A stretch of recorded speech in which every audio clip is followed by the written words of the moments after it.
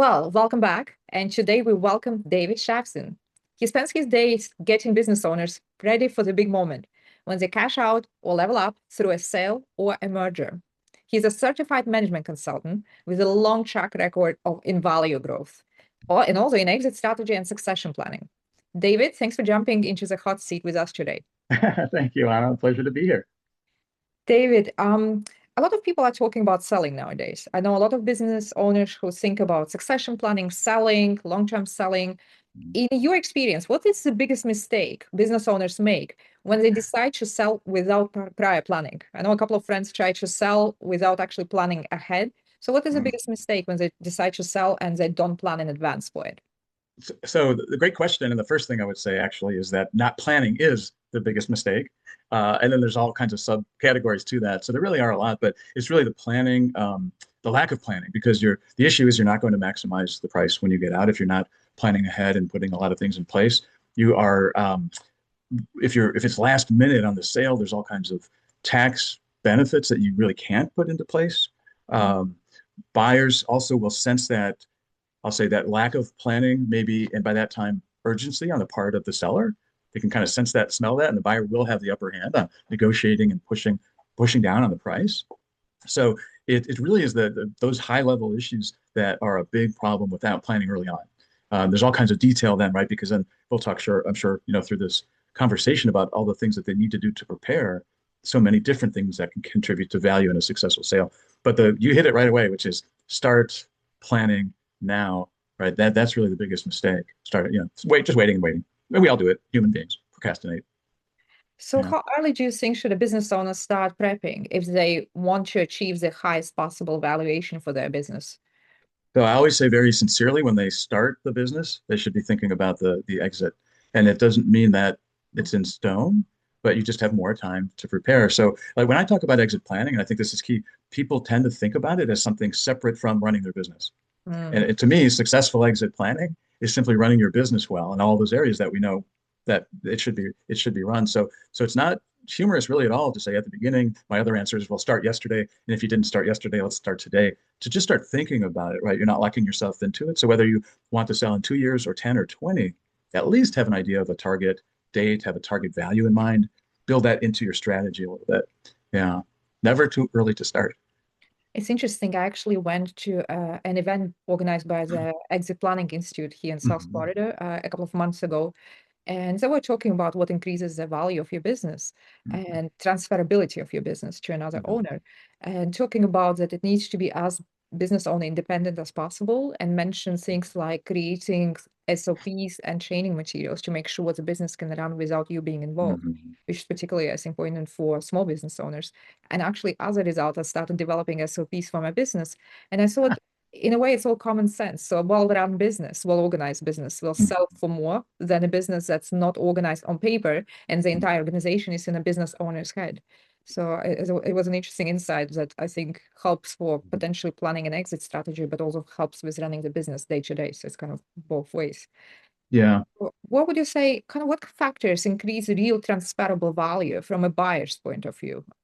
So again, great question. And there's two key things in there. One is what people don't understand, they haven't been through it before. That's all, is that word you use, transferable value. So people just think maybe they've heard that, hey, if I've got a profit or cash flow, we use the term EBITDA of a certain amount, then my company's going to be worth 2 times that or 4 times that or something.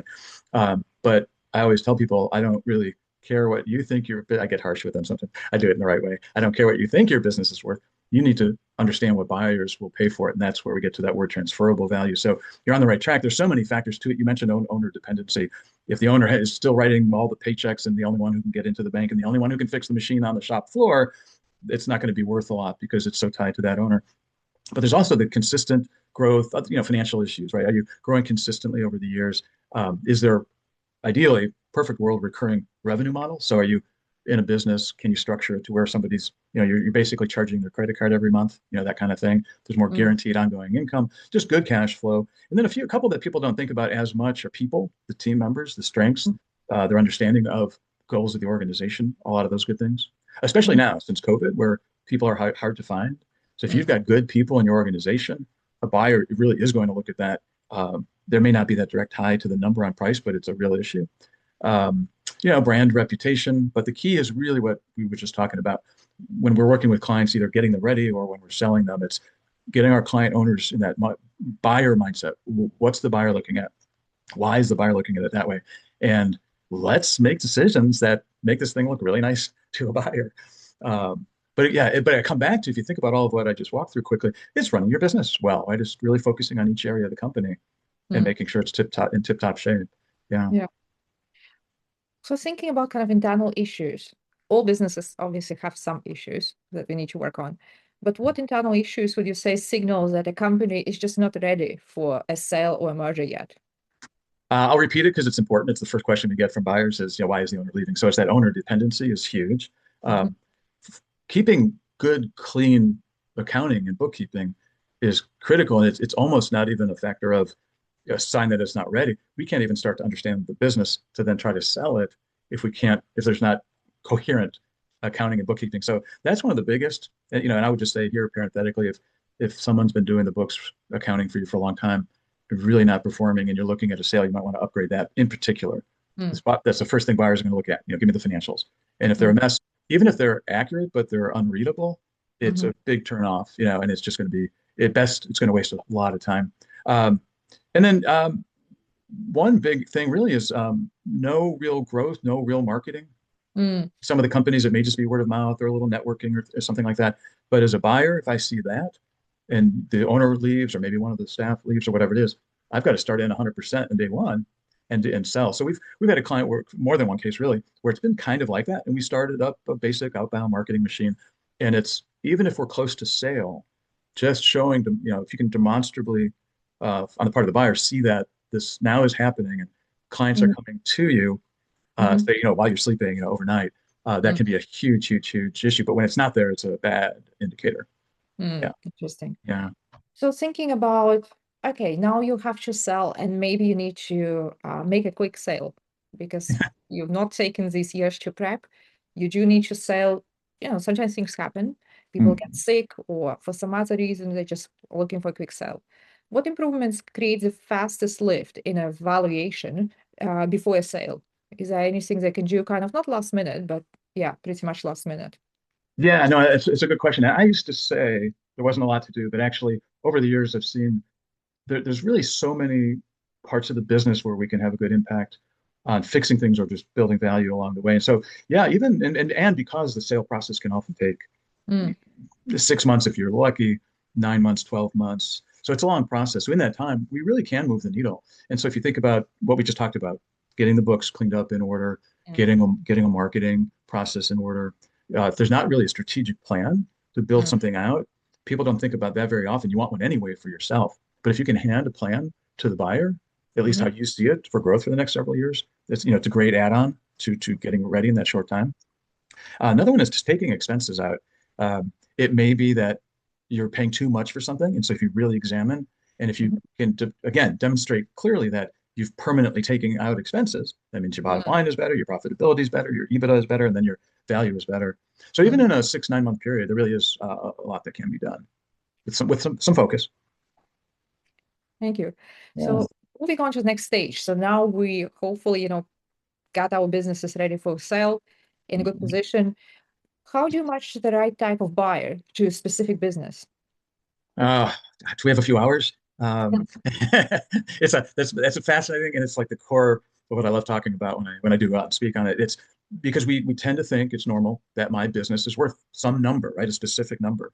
Mhm. And the core of your question, it's a beautiful question because it's not, right? So everybody goes through that very standard. Let's look at the P&L, let's look at the profitability, let's apply some multiples, and we have a value, right?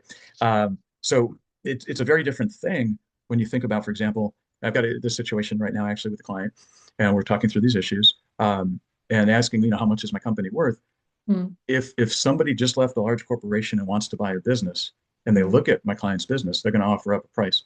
If a competitor down the street looks at my client's business and Yeah. offers up a price, they are thinking about taking out all kinds of expenses, and 1 plus 1 is going to equal a whole lot more than two.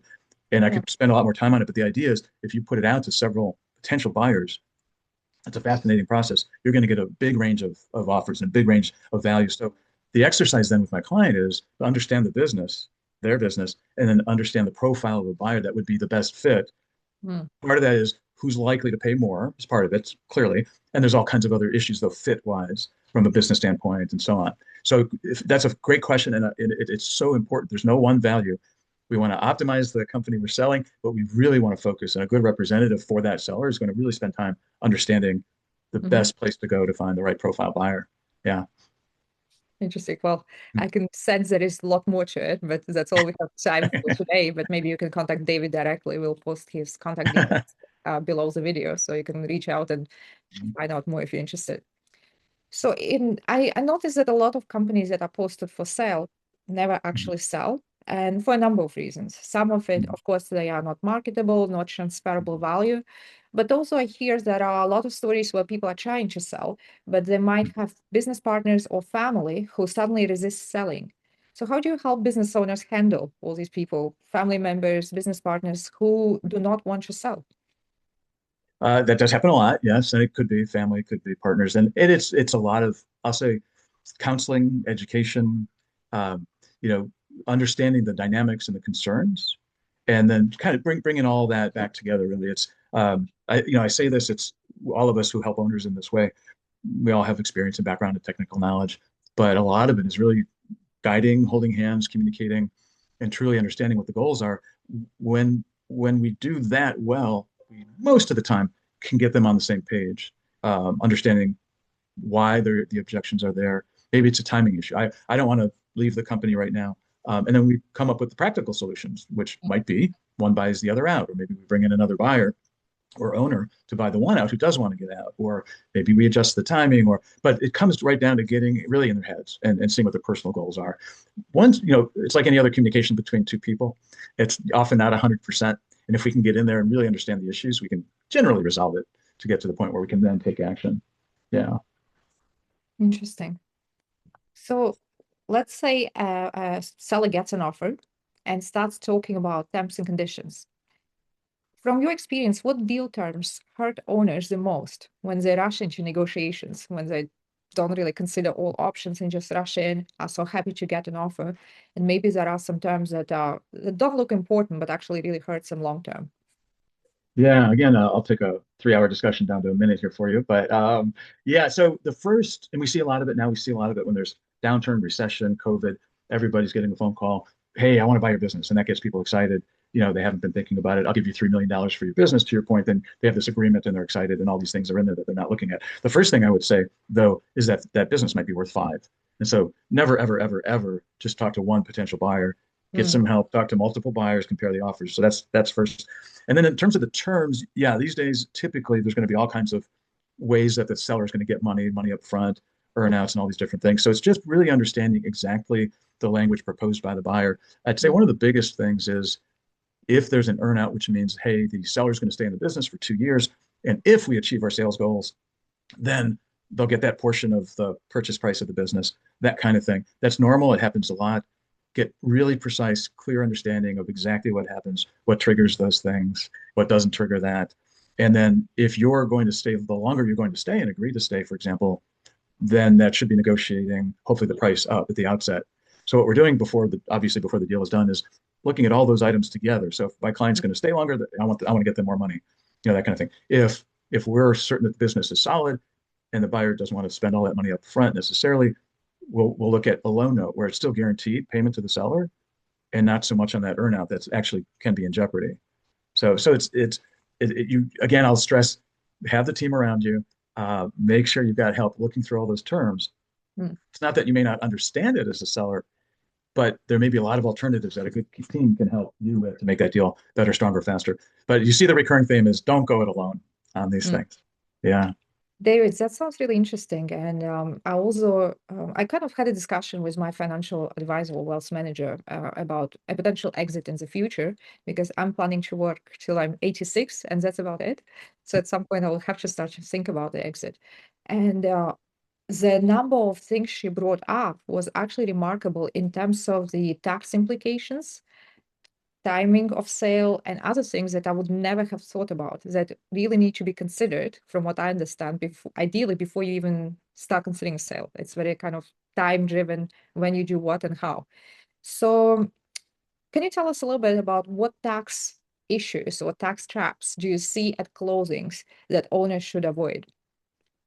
Yeah, so all those things around tax, wealth planning, and so on. Let's back up for just a second. When we talk about the sale price of the company, let's say it's 10 million, but if you're going to give Uncle Sam 3 million, you're really getting 7 less other expenses. So that's the important to think about. So the tax issue and the wealth issue is really critical if you're really going to optimize it.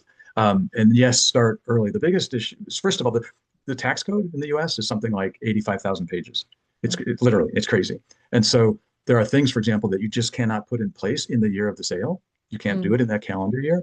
And that may be something that saves hundreds of thousands or millions of dollars on the tax perspective.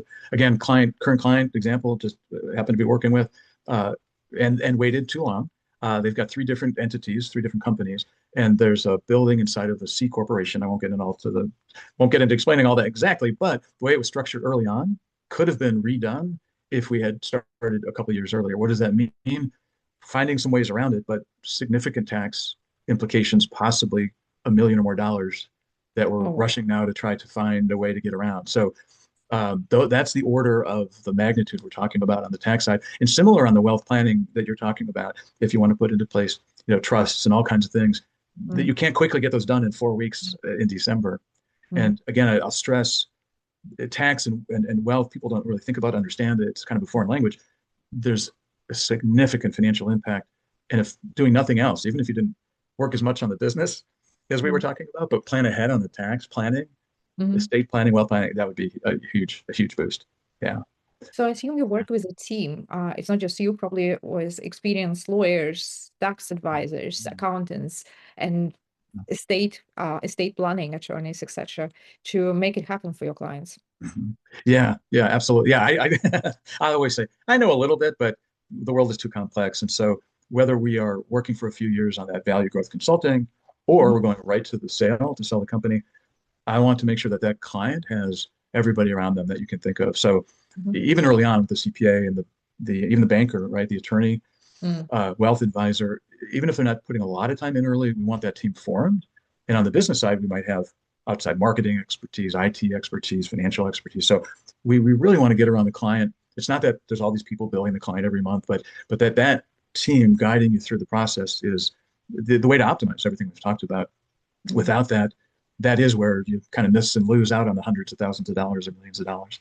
So yeah, I mean, there's a lot of things I don't do. I don't do what you do. I can't run mhm, these businesses that my clients are running. But with the advisory team, what we can do though is help guide them through that as a partner to optimize really what is going to be most of the time their retirement.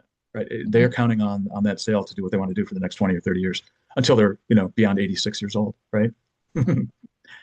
Interesting. Yeah. So thinking about owners, what is one question every business owner must answer before they talk to a buyer? What is that one critical question? Yeah, I always say, the question should be, am I ready? Do Mhm, I understand what's coming? Right. So do I understand the sale process? Do I understand the implications? Do I understand and have an idea of what I'm going to do after? So mm, it's that, am I ready in a lot of different ways? And are my expectations set correctly? Now, I would say if they have not been through a sale before, they can only probably answer a small percentage of that themselves. And so I'm always happy to chat with them. But somebody like me, just to have a conversation, mm, uh, somebody who's been through it, seen a lot of them, and mhm, give them a dose of reality about what's coming. So it's mhm, if you think about it, I'm not talking about really any technical things there. I'm mhm, saying I'm up in the head at that point. What are you going to do? What's your timeline? What happens? You close on Friday. What are you going to do on Monday for the next 30 years? mm, We have deals. You talked about deals not happening. Deals shut down a week ahead because the seller got cold feet. mm, mm. They hadn't planned ahead. And so just pausing, taking a step back and breathing and saying, all right, what's coming? How do I prepare? What do I need to do? Am I ready? All of that, both with advisors and with family. You kind of alluded to it a little bit, but I know that a lot of deals actually do fall through, that conversations take place and then a buyer pulls out or the seller pulls out. What are the top reasons why a sale won't happen? Gosh, yeah, again, a lot. At the top, really, there's a lot. So I would say some of it comes down to having the right help because the right help is going to screen so many problems out early on to avoid the fail at the end that you're asking about. So having that help do it, and that could be somebody, anything from a buyer who comes across as being very serious, comes across as having the money to do it, but they really aren't. Either they don't Mm, have the money, maybe they're not serious, maybe they're just trying to see what's going on in your company and learn. Um, it could be that they're looking to acquire businesses and you're one of several. Simple as mm, that. And maybe they're pursuing several at the same time. mm, Um, it could be something in the economy. Here again, real life example. We had a client was about to close in would have been closing in February or early March of 2020, mm, and we remember what that was like with COVID. It completely fell apart. mm. The whole business for that company was catering to large gatherings of people. No. So sometimes out of our control. Now, could they Yeah. have started the process earlier or not? Who knows? Sometimes I'll put it sometimes on the client, on the seller owner, who may just get cold feet, like I said, because they're not thinking about what comes next and they just don't know what to do. They might just get stubborn on a last few issues around money or timing, in terms of the deal. There's so many things that just happen. The buyer's own company situation may change. So I always come back to preparation and having that team around you to vet early on, right? A good process of selling, as we talked about earlier, right? What's our ideal profile of a buyer? What do we think? Build out Mhm. as many of those as we can, but then talk early, find the deal breakers early, and proceed down that funnel and just keep pushing and pushing and pushing to make sure they're serious. And the last thing I'll say, and this is no minor thing, especially if the seller is going to stay on for a while, is simply the personality fit. Yeah. Everything could be perfect, everything, and Yeah. there's just no way those people are going to work together well. And that's and I'll end with this. I'm always pleasantly surprised when I talk with my seller clients, almost to a person.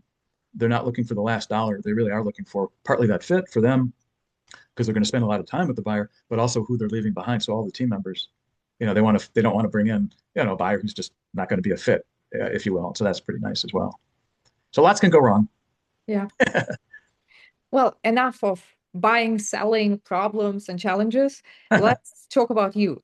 What do you feel passionate about in life? What are your key passions? Because actually, during this conversation, I noticed some interesting objects in your background. One of my degrees is in art history, so I'm a huge art lover.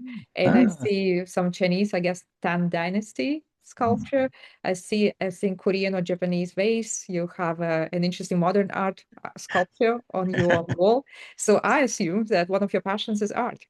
so I really do enjoy it, but I cannot claim credit for picking out any of it Mhm, personally. mhm, So yes, though you eyeballed it pretty well. The question I get often on this is, oh, is that a fish? Is that an eyeball? And so I leave that open to interpretation. mhm. But yeah, no, an eclectic mix of it. I did study French for many decades. I won't age myself precisely there. I lived in France for 4 years, and so I got to a lot of nice, fun art all over Europe over the years. So that's part. And then along with that, travel. Not travel for travel's sake, but love seeing not just art like this, but people more so. To me, it's just fascinating seeing For people different from. cultures. Do you have a favorite country that you would love to go back to? So I won't I won't pick a favorite. That would like hurt so many of my friends. But Three countries on your bucket list. Let's yeah, see. yeah. Yeah, so it's expanded over the years where I've been. So I spent, like I say, a lot of time in Europe, and even in Central, a little bit of Eastern. So on the Western side of things, I haven't yet been to Scotland. I haven't been to Portugal. Mhm, So those are two on the list there. mhm, Um, well, I've been into Central America. Want to get a little bit farther south. mhm. I have time. Yeah, no, absolutely, 100%. How Yeah, about Australia or New Zealand? Pandas, koalas, kangaroos, so cute. I would love to, and I would Mhm, have to plan this out with a lot of time. mhm. Obviously, right? The Yeah. travel would be crazy. No, I would love to do that. It's a lot easier these days, obviously, even to work from anywhere. So Yeah. that helps a lot. Um, but yeah, that would be a good 3 4 weeks probably. It's going to take you a day and a half each way. One Um, more question. okay. Your favorite animal and why? I have no idea. Let's see. Favorite of all, I guess, is a group. I think birds, only because it's kind of cool to imagine the flying, and you have to always go to like, oh wow, what if we could fly? So from that perspective, um, otherwise, I don't know if I have a favorite exactly. Yeah. Interesting. That's a very unusual answer. People usually go for lions or wolves or Well, dogs. I don't think I ever heard birds before. My dad would probably have said birds because he loves birds and he knows all of Ah, them. And when I just moved to Florida about 3 years ago, mhm. he was investigating all these Florida birds, limpkin, ibis, Oh, egret. I don't know. So it was fun because he actually yeah, knew more than I did. And I had to buy a book on birds of Florida so that I, keep up because he kept asking, what's that called? What's that called? Why is that bird nice. like this? So it was, yeah, a lot of fun. Oh, But that I is, never yeah. met anyone else as passionate about birds as you are or my Well, dad. when we both do a lot of business networking, and those questions pop up a lot, the Yeah. animal one, and so I usually think of something on the spot, but really you just have to make it up. So you know what? For the next time we talk, I will think about that even further. Okay. I will put a pin on it and ask you next time we are in the same meeting, maybe, or at the same affinity group meeting. Mhm. Well, Yeah. thanks so much for your time, David. It was an amazing few minutes of our Yeah. Friday, and actually learned a lot of new things, fun Okay. enough. So I'll be talking to my fellow business owners about your advice. And I assume you provide kind of free consultations for people who are interested in selling or are thinking about exiting in a different way, or maybe for buyers as well. Or do you represent sellers only? It's mostly sellers, but happy to chat with buyers too. We do some of that, and it's just the opposite side. It's the mirror image. So happy to talk with anybody on the education side of all this. Yeah. Are there any particular industries or verticals you are focused on or specializing in, or it can be any kind of small, medium-sized business? A couple principal areas, but been doing it a long time, so you do get a lot of other things. But talk about manufacturing, supply chain, light industrial, that bucket. Mm-hmm. Do a lot with professional services. Mm-hmm. We work with law firms, CPA firms, financial services firms, that kind of thing. And then Mm-hmm. home services. I think the plumbing, electrician, those sorts of things. So those are a few of the areas. But Mm-hmm. like I say, if there's questions out there, happy to chat with anybody. If I can't help them, we'll find some help for them. Yeah. Yeah. Well, you have a problem. David has a solution. Thanks so much, David. Thank you, Anna. Pleasure. Appreciate it.